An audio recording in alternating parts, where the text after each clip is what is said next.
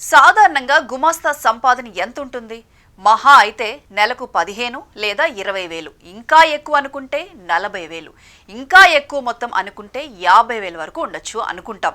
అనుకున్నట్లే అంత సంపాదనతోనే 2 డజన్ల ఇల్లు, 40 ఎకరాల పొలం, కోట్ల రూపాయల ఆభరణాలు, వాహనాలకు లెక్కే లేదు. ఇవన్నీ ఎక్కడో కాదు, మన పొరుగున ఉన్న కర్ణాటకలోని కొప్పల్ జిల్లాలో ఓ ప్రభుత్వ మాజీ గుమస్తా ఇళ్లలో అధికారులు జరిపిన ఆకస్మిక సోదాల్లో బయటపడ్డాయి. కర్ణాటకలో భారీ అవినీతి తిమింగలం సంపాదన గురించిన ఆరోపణలు, ఫిర్యాదులపై అధికారులు దృష్టి సారించగా ఆశ్చర్యకరమైన విషయాలు బయటపడ్డాయి.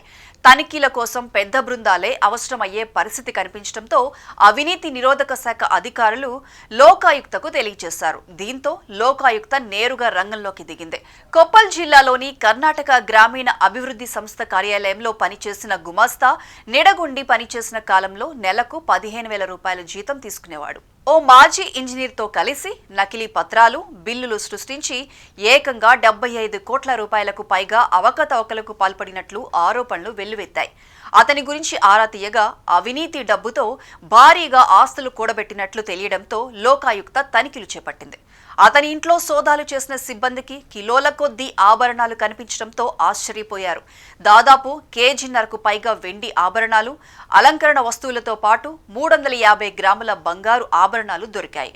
వాటి తాలూకు రసీదులు చూపించలేకపోయారు. బీరువాలు, లాకర్లలో తనిఖీ చేయగా గుట్టలు గుట్టలుగా ఆస్తి పత్రాలు బయటపడ్డాయి.